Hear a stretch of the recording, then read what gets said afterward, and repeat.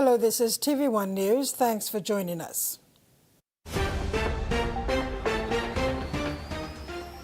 In this edition, High Court rules in favor of amendment, churches back awareness, and lay stadium to be FIFA standard.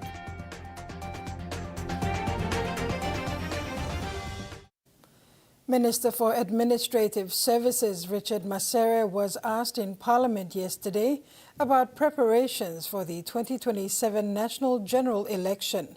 National Capital District Governor Powes Pakop asked him about measures that would be implemented to avoid the declaration of members of Parliament under special circumstances. The 2022 National General Elections was marred with violence and chaos, with a number of candidates being declared under special circumstances. Those electorates included Makam and Kabum in Morobe, as well as the Southern Highlands regional seat. During question without notice in Parliament on Thursday, National Capital District Governor Powes Pakop asked Minister for Administrative Services Richard Masere if his ministry is setting measures in place to ensure there is no repetition of the 2022 election chaos. What actions, through you, Mr. Assistant Speaker, what actions are your ministry and the Electoral Commission taking or planning to take to ensure that the use of special circumstances are not used again anywhere in PNG in 2027 and beyond, especially in Southern Islands, as was in the case in 2022 and 2017. Governor Powey probably won the election fair and square, but can't come up now, we have to resort to special circumstances. We have to stop this, Assistant Speaker. Are we able to ensure that the election is free and fair for everyone, including women and girls of our country? This was Pakop's second of 5 questions directed to Masere about preparations for the upcoming election in 2027. If the Minister or the Electoral Commission cannot give us that assurance or guarantee, or they have a plan to ensure this type of a situation doesn't arise, can the Minister or Electoral Commission consider engaging, for example, the New Zealand Army to conduct the 2027 national elections on our behalf, or other friendly or trustworthy military force from other parts of the world? Masere said to prepare a thorough response to these questions.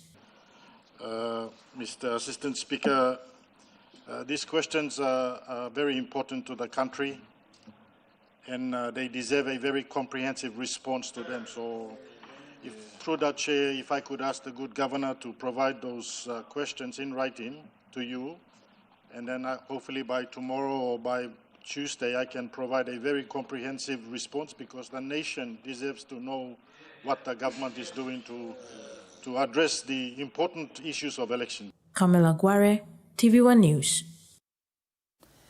As Parliament debated the Maritime Boundary Treaty with Micronesia, Kiriwana Goodenough MP Douglas Tumuriesa reminded leaders in yesterday's Parliament that agreements signed with other countries must always bring benefits back to Papua New Guinea.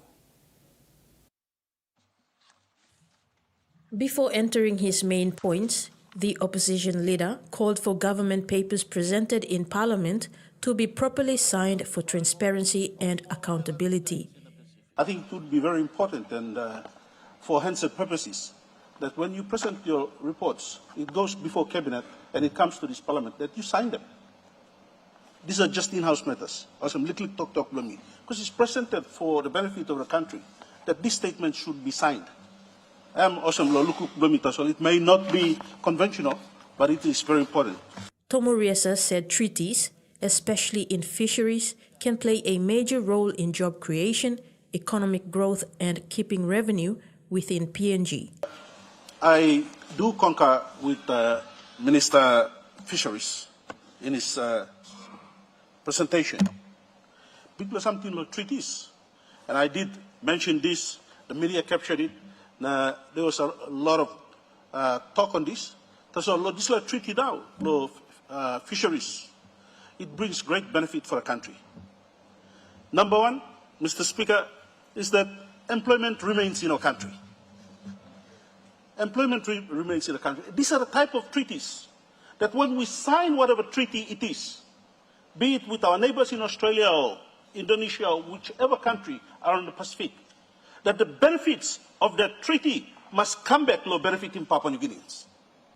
He said many young people graduate every year but struggle to find meaningful work. Agreements with regional partners, he argued, should open opportunities in agriculture, fisheries, processing and SMEs so people can support their families.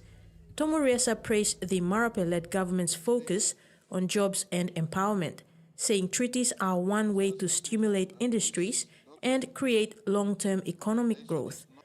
PNG is moving to finalize its maritime boundary with FSM. The treaty, first agreed more than 30 years ago, will go before Parliament for approval after Parliament voted in favor of waiving the 10-day waiting period required before ratification. Camila Guare, TVWAN News. Papua New Guinea's health system may face an even bigger medicine shortage by 2027. This warning was raised in Parliament today by East Sepik Provincial MP Alan Bird, who says the Global Fund will soon stop paying for most of PNG's medical supplies.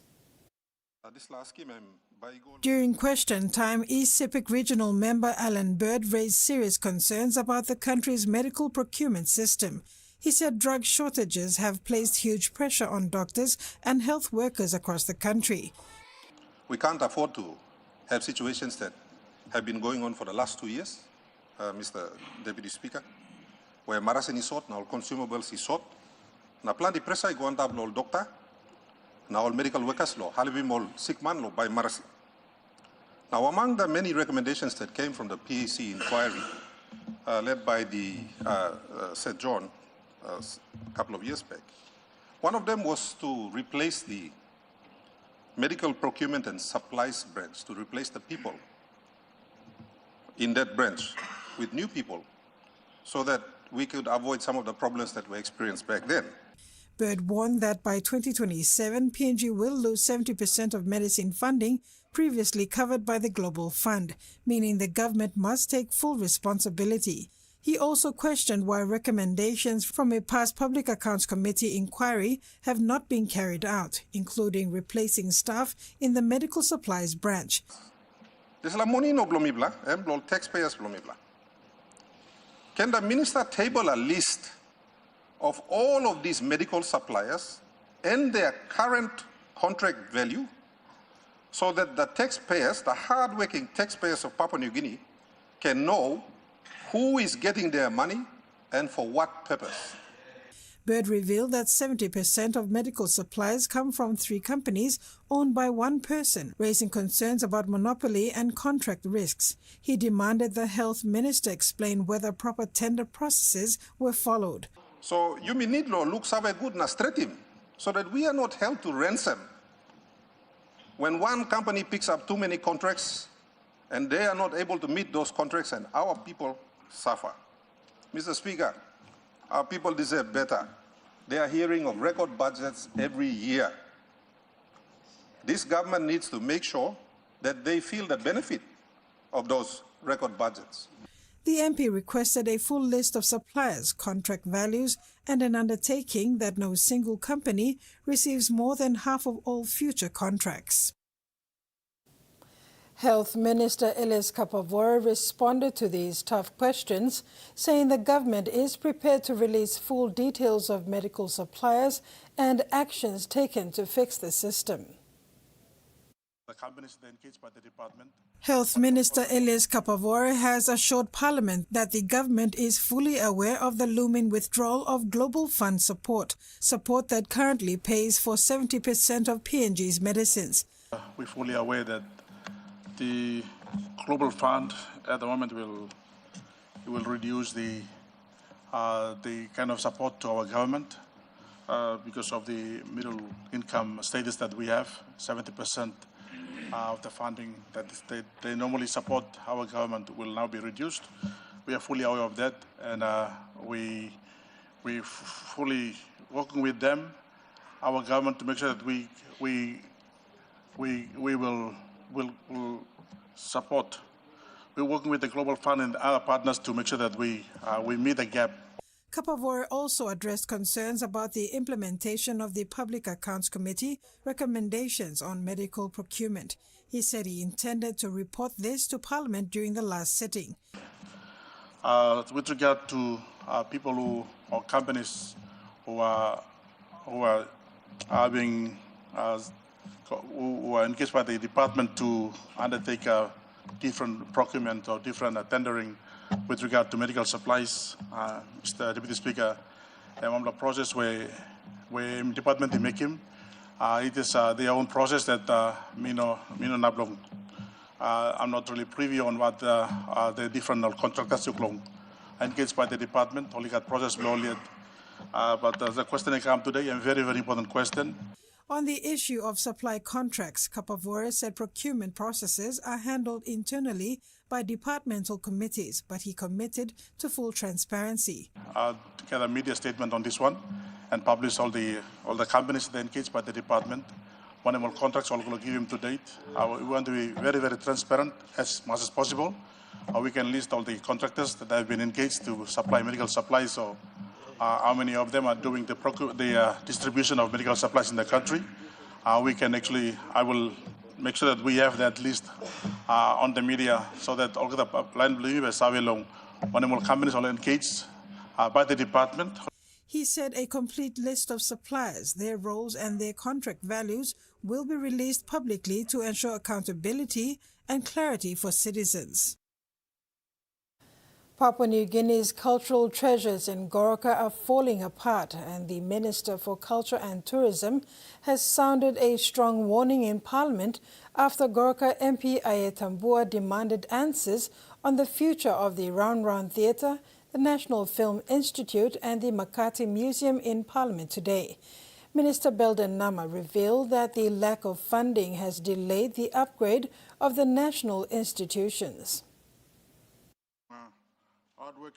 The Round Round Theatre, the National Film Institute and the Makati Museum, three cultural pillars of the Eastern Highlands, are deteriorating while awaiting government funding. During question time in Parliament, Goroka MP Ayetambua raised urgent concerns about their future due to the aging infrastructure of the facilities. The Round Round Theatre, one icon, Blue Islands, na inshallah Eastern Islands. Suppose now you go to Goroka, by looking disla icon blow me pla, I'm sorry, I'm bagarap, I'm dry. Na kunai too, I'm rust. Na mi pla kat big pla issue. Na kind of some. Mipla sorry lo this Laosman bla mipla. So me asking minister when I'm plan I think bla you lo revive him this la national icon bla you mean inside the country. He also described the National Film Institute as a sleeping giant, reminding Parliament that PNG has not produced a major national film since Tinpis Ran and Tukana. National Film Institute bla Mr. Speaker, Deputy Speaker, it's a sleeping giant. The last time I'm Mipla working, one good picture, two lo this la commission, and time lo Tinpis, na Tukana. Now after that, Mipla no working on film coming up now. Minister for Culture and Tourism, Belden Nama, responded bluntly, saying his ministry has been completely unfunded for 2 years despite approved budgets. Last year, since I became minister, there was a budget of 15 million. And before end of the year 2024, I never received that 15 million, not even one single toya. This year I have a budget of 30 million. And even that 30 million, I have not received anything. He said without funding, his plans to revive the theatre, rebuild the Film Institute and upgrade the Makati Museum cannot move forward. I'm handicapped. Tourism is pot of gold in our country. We only talk about funding sustainable industries like tourism, like agriculture, like forestry and fisheries, but we are only paying lip service. I want to urge our government to look at maybe for next year's budget, for 2027 budget, I want to see an interventional budget where we allocate 500 million to tourism, 500 million to agriculture, fisheries and forestry. These are the backbone of the country. The minister is now calling for a major intervention, a 500 million kina allocation for tourism in the 2027 budget to rescue the country's cultural heritage and build a stronger tourism industry. For now, all eyes are on next year's budget as the future of Goroka's cultural icons hang in the balance. Kamela Guare, TVWAN News. The Supreme Court has ruled in favor of the amendment to Section 145, which relates to motions of no confidence. The government passed an amendment to insert a new subsection to Section 145, which prevents a vote of no confidence from being held again, 18 months after an unsuccessful no confidence vote. After Parliament today, Prime Minister James Marape and his senior cabinet ministers went to the Supreme Court to hear its ruling on the application filed by East Sepik Governor Alan Bird, questioning the amendment to Section 145. The amendment we did is a good law. Doesn't offend Section 50, rights of members of Parliament. Does not offend other subsequent laws like Section 138 of our Constitution. It is very much congruent to the spirit of Section 145, subsection 4. The Supreme Court made a very good ruling. This is TVWAN News. Among stories after the break, churches back HIV awareness and provinces unite against JBV.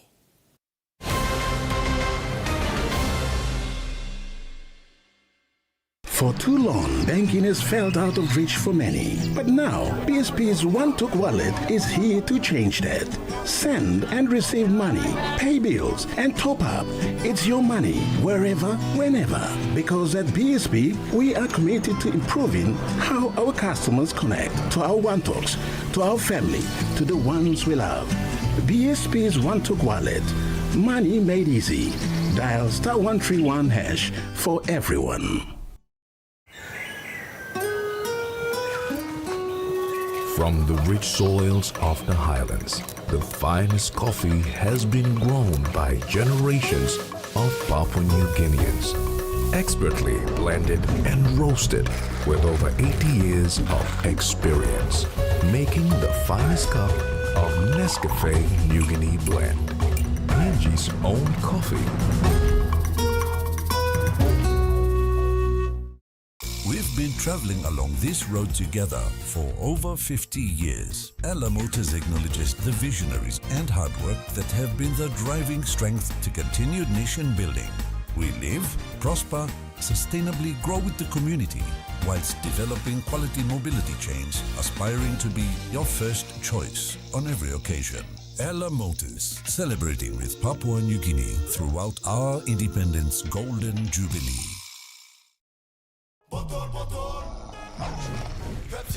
Tell him shorty come get it. Come grind on me, but met it. Mommy get loose, get loose, get loose. Pepsi in my hand, ice cold, no excuse. I tell him who's gonna bring that roof down. Pepsi with the fresh sound. Tell him who's gonna bring that roof down. Pepsi with that fresh sound. Pepsi, give me some Pepsi, Pepsi, you like it, Pepsi, you like it, Pepsi, New Fabuloso multi-purpose cleaner with an irresistible fragrance that lasts all day long, creating a field of flowers in every corner of your home with an irresistible fragrance that lasts and lasts all day long. Fabuloso, irresistible fragrance. The PNG LNG project has now generated more than 30 billion kina for Papua New Guinea since production commenced. Nearly half of this amount has been paid as tax. Equity distributions are paid to KPHL and MRDC based on the interest they hold. Tax is paid to the IRC, while development levies and royalties are paid to DPE. For more information on direct and indirect benefits, visit PNG EITI's website.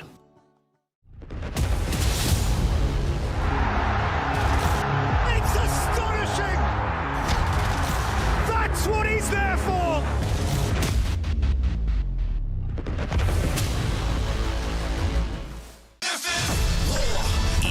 Pitbull Cruise. Ferocious, fierce, all bite. Get out of the way! Lamont the Reaper Roach. Patient, precise. And this one is over! This isn't a battle, it's a war. This is war! Plus, champions collide as Laura faces Johnny back in a battle for all the belts. This is war! Pitbull versus Roach. Live December 7th on Fight Sports. Welcome back. Villages from Putput 1 and Putput 2 on Lihir Island, Namatanai District have petitioned Conservation and Environment Protection Authority over environmental damage beyond the mine's lease boundary.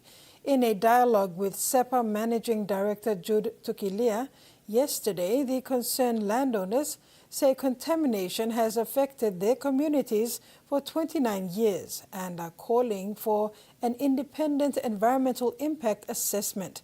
Mr. Tukilia acknowledged their grievances and confirmed that SEPA will review the petition respond next year. The communities want transparency of findings and immediate corrective measures to protect livelihoods and cultural heritage. The PNG Christian Leaders Alliance Against HIV and AIDS visited Badihagwa Secondary School to drive awareness about the rise in HIV cases in support of the National AIDS Council Secretariat's effort to start from the grassroots level. The awareness was a collaborated initiative supported by relevant stakeholders, including the National Department of Health. The PNG Christian Leaders Alliance Against HIV/AIDS is serious about tackling the rise in HIV-reported cases in the country. In alignment with the view of the National AIDS Council Secretariat to start at the grassroots level, churches have started carrying out awareness in the city. Pastor Daniel Hewali of Agape Interdenominational Ministry is Deputy Chair of the PNG CLAHA. He and other stakeholders carried out HIV and AIDS awareness at Badihagwa Secondary School on Thursday. Everybody must take ownership on HIV/AIDS because it's not a health issue, but it's a development issue. Cross-cutting. It affects everybody. On that token, we want everybody, church, secular, business houses, international communities who are with us, everybody have to take ownership on this leader program. The team of pastors had the support of Dr. Namo Gideon from the Department of Health, Mata Semo, and a team from NACS came along, including staff of the NCDC Health Desk. We are now getting all our stakeholders. We don't have funds, financial constraint that we have in combating this world-age deadly disease that we have, and a leader program, but we decided to do without funds because we care for the people. We love them. We want to protect our children. So everybody who spoke, they spoke from their heart. Pastor Hewali said all the churches are going to speak openly about HIV and AIDS in its entirety. That includes prevention, treatment and stigma and discrimination. We are informing all the churches to integrate the spiritual activities with HIV messages. 30 people a day are infected on HIV. Current data that we have that has been released. And that's very scary from reliable sources. And even today, they have announced that from the health department with those figures. And it's very scary. So we want to inform all churches to take HIV/AIDS, integrate HIV/AIDS in your spiritual activities that you have from Monday to Sunday. And this coming before the World AIDS Day on the 29th, it's going to be the Sabbath people. We're asking you to incorporate your sermon with HIV/AIDS message. And for the Sunday worshippers, we have already made those announcements. I'm echoing again, you integrate HIV/AIDS message. A lot of those people who are infected and affected are church members. So that's why pastors, clergies, we need to do that. Pastor Michael Andrew expressed similar concern and offered his advice, especially for the youth. The Christmas, New Year, this is the time where most of the young people are engaged in some kind of ungodly behaviors, involved in drinking, having sex, and all that stuff. So all these things will lead you into the behavior disease that we are talking about is HIV/AIDS. Rex Litter, TV1 News. More than 40 participants from across 18 provinces gathered in Port Moresby for a two-day meeting to finalize their 2026 gender-based violence action plans. The event aims to strengthen provincial leadership and align priorities with the new national GBV strategy. Hosted by the National GBV Secretariat, the provincial plenary brought together key provincial officers and partners. The goal, to build a united national approach to tackling the country's rising levels of GBV. Secretary for the Department of Community Development and Religion, Jerry Ubase, said GBV is more than a law and order issue. It is endemic and a critical development challenge, and strong leadership and united commitment is needed. He said the aim is to ensure all provinces move together with the national strategy, and coordination is key. Participants reviewed the updated strategy, monitoring frameworks and priorities for the year ahead. Each province also presented its 2026 action plan, focusing on practical implementation on the ground. NCD Governor Porus Pakop said GBV is a development issue and we must shift from managing GBV to ending it. He said that a better PNG is possible when women and girls are safe. That safety benefits everyone. The department plans to make the plenary an annual event to strengthen accountability and deliver safer communities. The 2025 BSP Go Green Cleanup campaign successfully demonstrated a significant scale of community partnership and educational outreach across the nation. This year, BSP teamed up with an impressive 30 schools nationwide, working strategically through 21 BSP branches to involve over 2,000 students in the annual cleanup. This is one of the initiatives by BSP to give back the country and the people to support the growth of the nation outside normal banking operation. The BSP Go Green Cleanup event took place in Port Moresby on Thursday. Over 200 students participated, all armed with gloves, caps, t-shirts and garbage bags. Goldie Primary School showcased exceptional dedication, recording the largest number of participants with over 100 students, including teachers who willingly joined BSP staff to coordinate the cleanup activities. Now in its 70th year since its inception in 2009, this campaign stands proudly as the bank's longest running and most consistent environmental initiative. The foundation of this year's effort is driven by a simple yet powerful message aimed at long-term change: rethink, refuse and recycle. Hari Rabura, General Manager, Corporate Affairs and Community for BSP, expressed the main idea of the program, saying the Go Green Clean campaign is not only about removing rubbish, but is critically important for installing a long-term sense of responsibility and ownership among the youth. By consciously partnering with schools, she concluded BSP is making a direct and valuable investment in a cleaner, greener future for the Pacific. The successful 2025 campaign reaffirms the bank's dedication to social responsibility and sustainable development for the region. Michael Tamtipais, TV1 News. And now let's take a look at the finance news. The Kina closed lower at 0.236 to US dollars in the interbank market. At Bank South Pacific, our Kina was buying 0.2287 US dollars, 0.3473 Australian dollars, 0.1892 euro and 35.47 Japanese yen. Looking at commodity prices at New York close, gold, crude oil and copper closed higher, copper closed lower, and coffee, cocoa and palm oil closed the day unchanged. And on the stock market, the Dow Jones closed unchanged, the ASX closed lower, and all ordinaries closed all higher as well.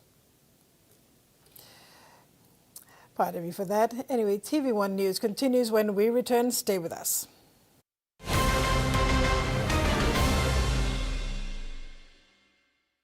Banking doesn't have to be complicated. With PSP's One Talk Wallet, control your money wherever, whenever. Dial *131#, enter your PIN, select cash in or out, and generate a secure code to withdraw cash. It's the only wallet for cardless ATM withdrawals. Send and receive funds, pay for goods and bills, or withdraw cash with ease. All with BSP's One Talk Wallet. BSP's One Talk Wallet. Money made easy. Dial *131# today. Hiya, Mama. You wait then, but me add him special flavor. Put in more flavor, put in more taste. Magical cuddle, get up and big smile on face. Time for Kim chicken, a great kumutu. Sip, sip, da moo moo, yes, magic on you. Maggi, PNG and Mia. Find PNG made. Hi, with the help of Palmolive Naturals shampoo and conditioner, with these 3 quick and easy tips, I'm going to show you that more natural, beautiful hair is achievable. Step 1, massage your scalp during washing with shampoo. Step 2, apply conditioner to the tips of your hair. Step 3, gently towel dry your hair. There you have it. For natural, beautiful hair, use Palmolive Naturals shampoo and conditioner. Have a great hair day. Long year 2024, 7 pla baby I born one time HIV.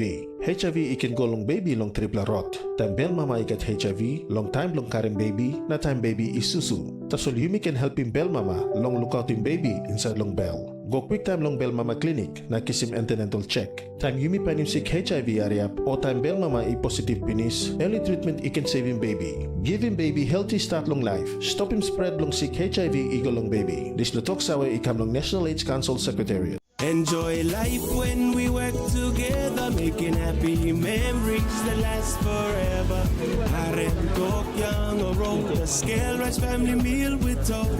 Don't bring out the smiles cause it's a favorite by miles.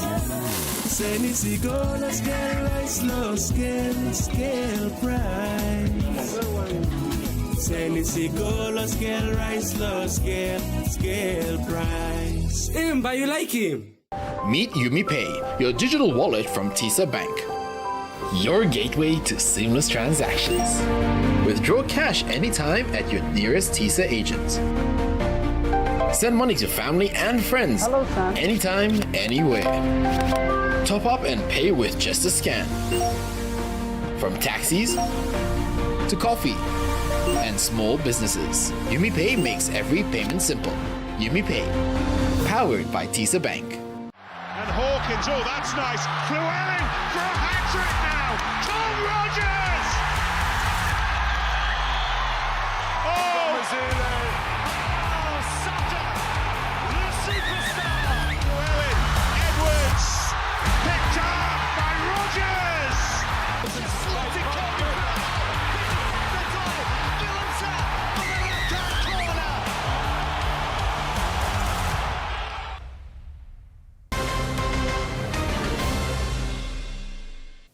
Thanks for staying with us. Digicel PNG's leading telecommunication, ICT and mobile financial service provider announced a groundbreaking partnership between MyBank and Digicel Financial Services Limited. The official signing took place today at Digicel headquarters in Port Moresby. This collaboration is the first of its kind in PNG, enabling customers to transfer funds instantly between their MyBank accounts and Digicel Cellmoney wallets.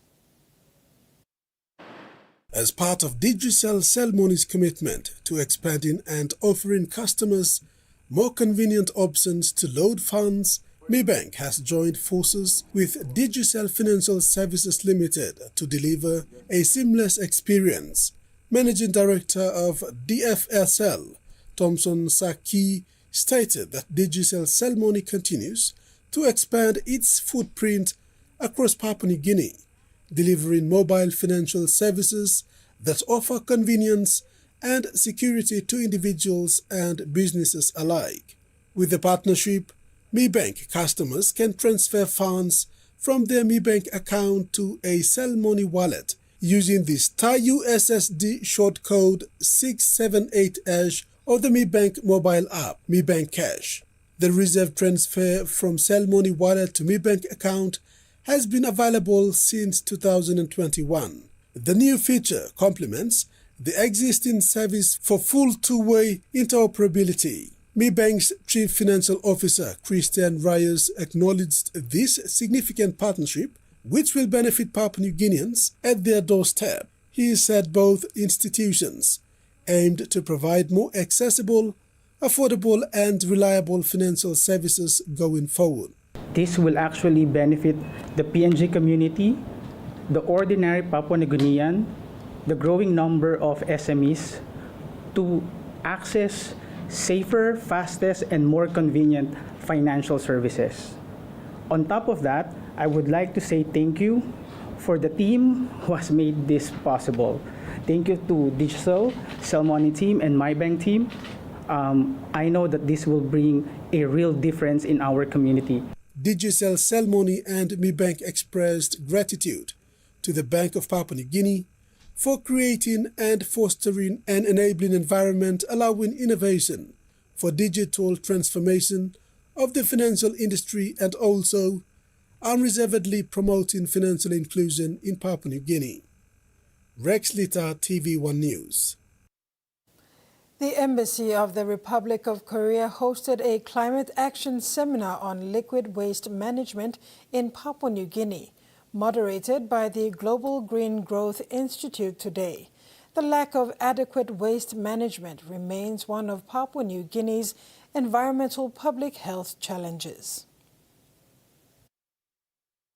Liquid waste comprising domestic sewage, industrial effluents, and stormwater runoff is one of the most pressing environmental and public health challenges facing Papua New Guinea today in urban centers and rural communities alike.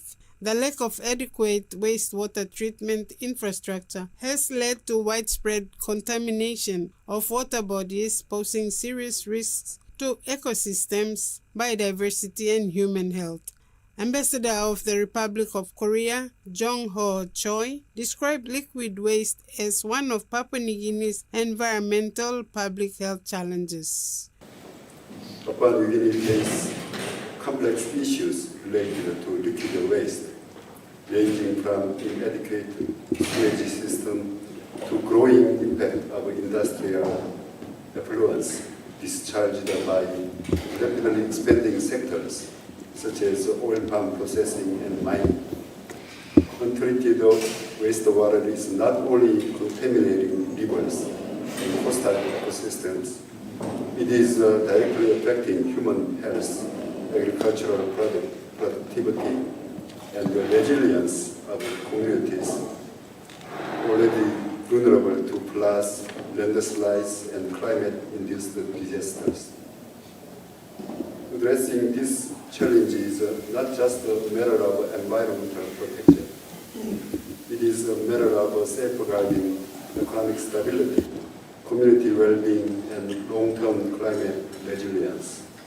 One of the primary partners in this project is the Office of Climate Change Development Adaptation. The seminar continued with a panel discussion on the issue, which included resource people from overseas who were a part of the panel. The Republic of Korea, recognized globally for its leadership in environmental innovation, offers valuable lessons in liquid waste management. Through advanced wastewater treatment technologies, decentralized sanitation systems, and circular economy models, the Republic of Korea has successfully transformed waste into resources while protecting public health and the environment. This seminar knowledge exchange and partnership building to bring together government officials, international organizations, and experts from the Republic of Korea to assess PNG's current situation, explore available solutions, and identify actionable pathways for sustainable liquid waste management. Frida Kana, TVWAN News. Turning abroad, Australia and Solomon Islands have made little progress on a $190 million package to expand the Pacific Nations police force. The high-profile initiative was announced more than a year ago. But Solomon's Prime Minister Jeremiah Manele says the two countries still haven't signed a pact to implement the deal. In June, Australia said there had been a debate within the Solomon Islands about what was better to focus on, increasing the number of police officers or investing in the infrastructure like the police training centre and police stations in the outlying regions.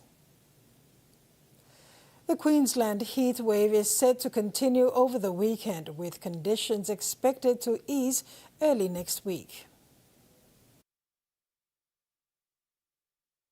Here in Queensland this week, it has been storming one day and scorching the next. A second day of heat wave conditions here in the southeast corner are making for an incredibly muggy and warm day today.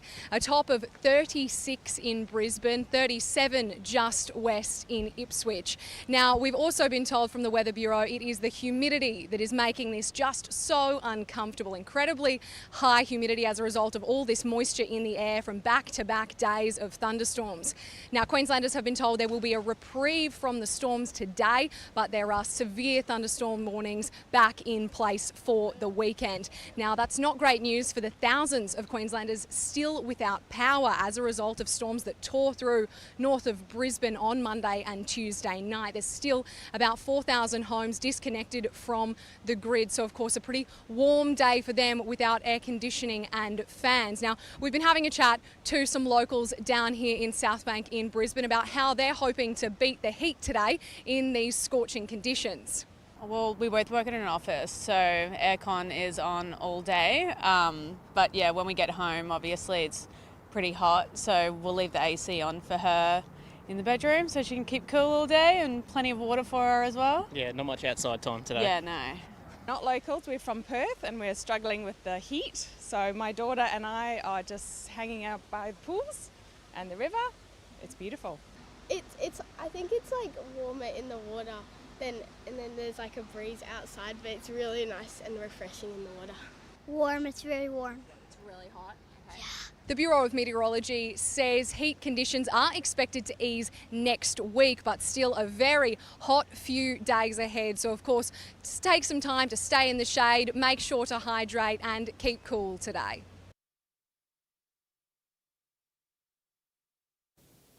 You're watching TV1 News. Later in sports, Leh Stadium to be FIFA standard and Touch Champs move to Leh.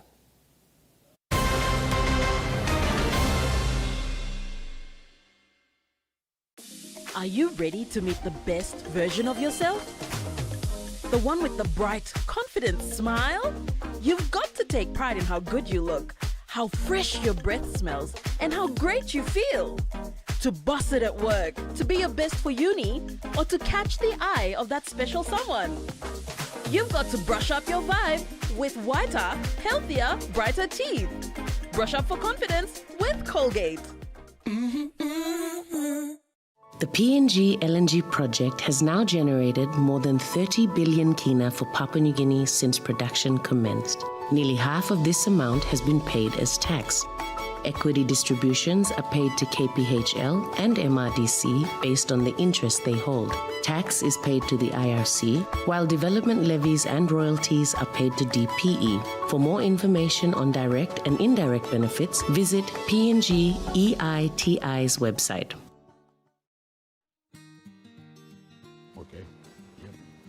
Hi. Yes. Can I get a loan for my PNG contract? You need to fill out these forms, these ones, and then you can get back to me. Okay? Hello?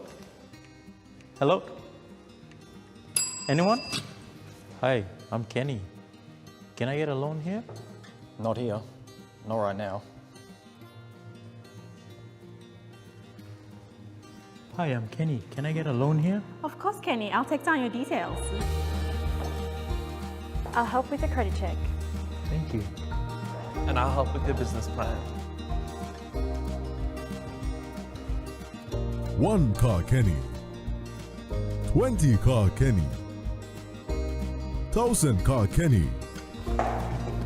FinCorp. Fast forward your finance from zero to hero.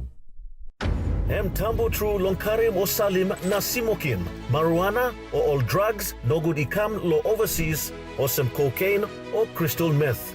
Nupla law olikolim Controlled Substances Act 2021 by making sawe lo you lo bain court fine inap money mark inap lo 2 million kina or go life year calabus. This platok sawe ikam long National Narcotics Bureau.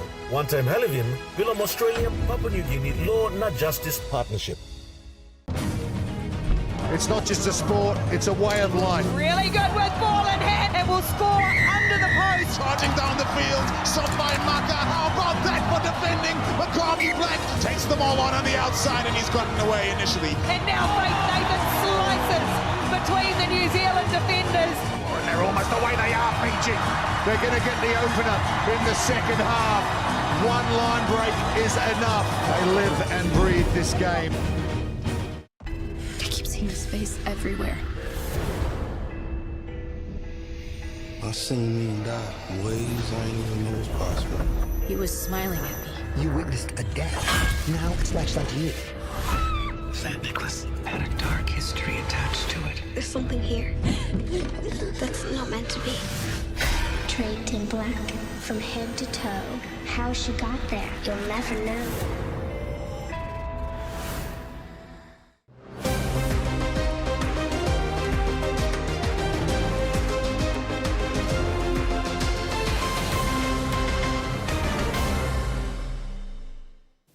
Welcome back. The Sir Ignatius Kilage Stadium in Lae Moribe Province will be upgraded to international standards. Member for Lae and Deputy Prime Minister John Rosso said once completed, it will be approved to FIFA standards. The Sir Ignatius Kilage Stadium in Lae, Moribe Province is nearing completion with the inclusion of proper drainage and inclusive features for people with disability. Member for Lae and Deputy Prime Minister John Rosso mentioned that the upgrade is taking place with guidance from the Oceania Football Confederation, who had sent their clubs and leagues manager to visit the facility on Wednesday, May 28, 2025. We've had inspections from the Soccer Federation, and they have approved the plans that we are putting in place for the new stadium that will be approved to World FIFA standards. So it's built actually for soccer, which was originally intended for. So you can see by the modern developments and everything that we want it to be our main premier soccer stadium. Rosso emphasized that because construction was still underway, the 2025 MSG Prime Minister's Cup was hosted in Port Moresby from November 11th to 23rd, despite Lae being nominated as a host venue. Papua New Guinea Football Association President John Capinato explained in a statement on Friday, November 7th, that the Sir Ignatius Kilage Stadium had failed to meet the required standards to host international football matches. Rosso, on the other hand, did not believe that was the case. The underlying reason is they reached out to the Moribe provincial government and the Lae City Authority to help assist in some of the sponsorship for the to assist in hosting it here, but they reached out too late. They reached out at the ninth, last minute, and and we were unable to accommodate that in a very short space of time. So that means that without that accommodation, that might be part of the reason. So, however, Rosso gave the assurance that Lae will remain the home of soccer and the code will be promoted apart from rugby league. Aside from the stadium, other facilities will be built to support soccer. Kamela Guare, TVWAN Sports. After delays in discussions between the PNG Sports Foundation and the PNG Baseball Softball Confederation regarding the relocation plan for the Bisini Softball Diamonds, some progress has been made.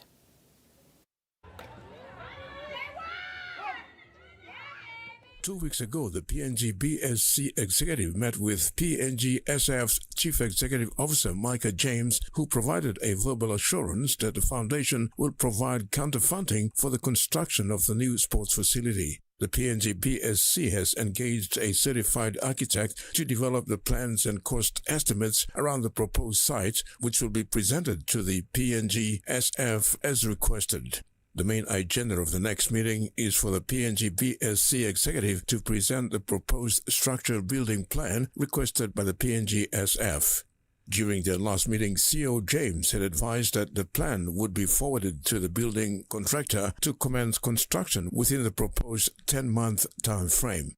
Meanwhile, an alternative site is yet to be identified, with the initial proposed Old Steamships Oval in Waigani being found unsuitable. The PNG BSC has drafted a letter of assurance to PNG SF confirming they remain custodians of the current Bisini softball facility until the new facility is complete and ready for use.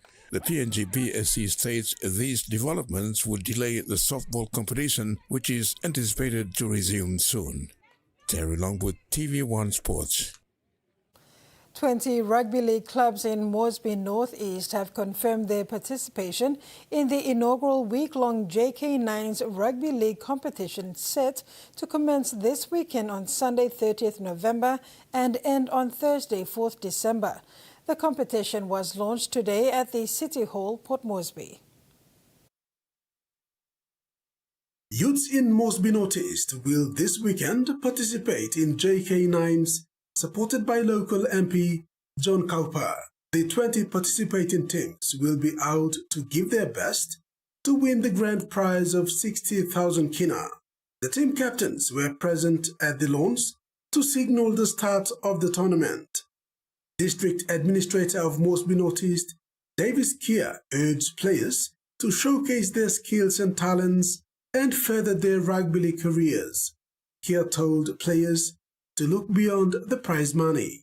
Chairman of Moresby North East, Daniel Phillip, said the rugby league tournament will not be the one-off event. It will continue in the coming years so that youths in the district get an opportunity to play in an organized sporting event. The JK9's tournament coordinator, Matthias Meggs, noted that this year's competition will only involve the men's division. Meggs said there is possibility of including a junior and women's divisions next year. Rex Litter, TV1 Sports. Safety, accommodation and logistics issues have forced Touch Federation PNG to move the host venue of the National Touch Championship in 2025 from Alotau to Lae. The president of TF-PNG, Stephen Quim, yesterday provided clarification on this late change to the host venue and the date of the event. The championship date remains as 10 to the 14th of December. President of Touch Federation of Papua New Guinea, Stephen Quim, highlighted that TF-PNG has made the decision to move the 2025 National Touch Championship to Lae, Morbe Province, after consulting all the 13 formally registered touch associations. He said most of the associations agreed to relocate the host venue with 10 clubs confirming their participation. Quim said they took into consideration the urgency and importance of ensuring a successful and safe national championship and that selection of players is without disruption. Touch football fans from a few recognized touch associations expressed dissatisfaction on TF-PNG's decision to move the championship from Alotau to Lae, claiming that it is unfair. Quim responded that having assumed the role just this year, along with TF-PNG executives, there have been a lot of challenges for the purpose of making sure the championship is hosted successfully. He added that Alotau can host the event next year. Quim said details regarding logistics, schedules and coordination for the Lae venue will be circulated in due course. Rex Litter, TV1 Sports. Papua New Guinea has claimed a hard-fought victory against the Netherlands in match 15 of the ICC Women's Emerging Nations Trophy 2025, triumphing by 8 runs at Thirthai Cricket Ground in Bangkok yesterday.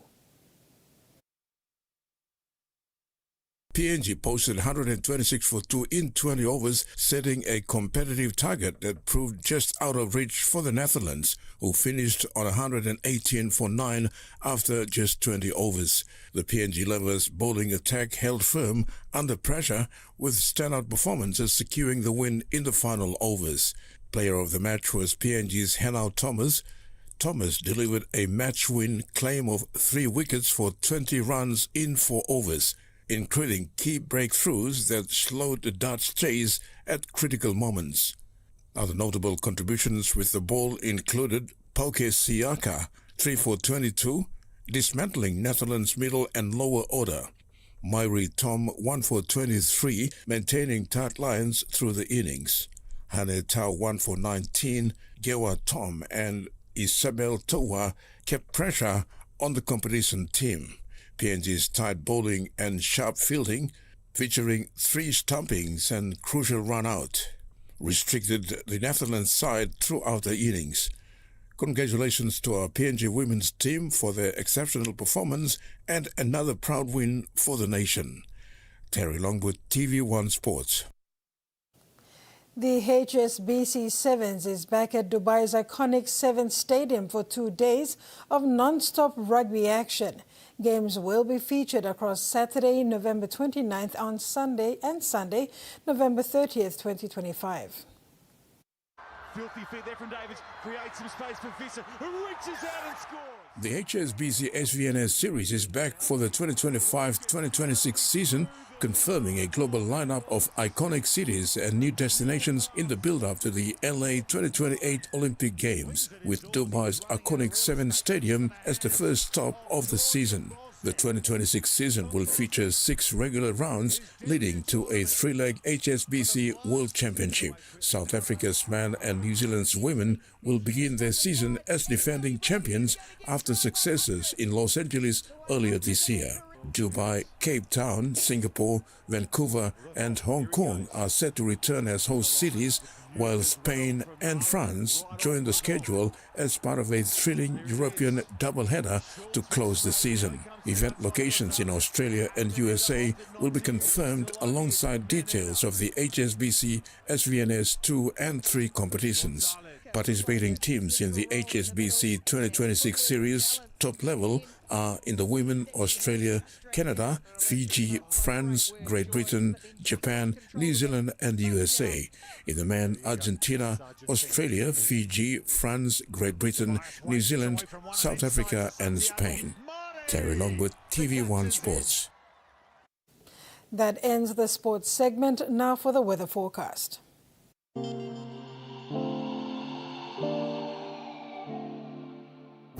Southern region, Port Moresby, partly cloudy with few showers. Popondetta, cloudy periods with some rain, then rain showers and possible thunderstorms. Momase, all centers, cloudy periods with some rain, then rain showers and possible thunderstorms. New Guinea Islands, Lorengau and Kavieng, cloudy periods with some rain, then rain showers and possible thunderstorms. Kokopo, Rabaul and Kimbe, cloudy periods with rain showers and possible thunderstorms. And Highlands region, Mendi, Tari and Wabeg, cloudy periods with rain showers and possible thunderstorms. Oceans forecast. Coral Sea, seas smooth with north to southeasterly winds of 5 to 10 knots. Solomon Sea, seas smooth to slight with southeasterly winds of 5 to 15 knots. Bismarck Sea, seas slight to moderate to rough over northwestern sector with northwesterly to southeast winds of 5 to 15 knots, increasing to 25 knots over northwestern sector. Pacific Ocean, seas smooth with southeasterly to northwest winds of 5 to 10 knots. And coastal waters. Waters of Finchafen through Vitiers Strait to Siasi and Long Island to Medang, Wewak to Vanimo and northern PNG and Indonesian border, and waters of Manus and its western group of islands, seas 1 to 2.5 meters. And that ends another edition of TV1 News. Do have a safe weekend. Good night.